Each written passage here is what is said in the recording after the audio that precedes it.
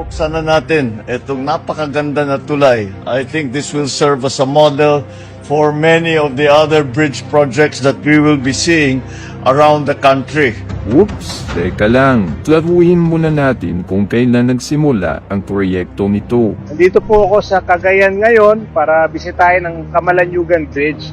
Ito po ay isang project na nagsimula nung ako po ay sekretary ng DPWH at ngayon po malapit nang matapos.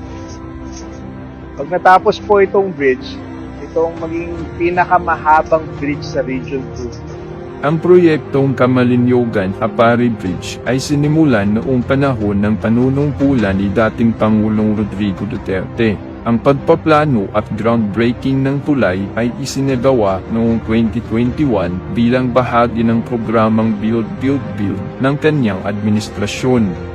Malaki rin ang naging papel ni dating DPWH Secretary Mark Villar sa pagsisimula at pagtutok sa proyekto.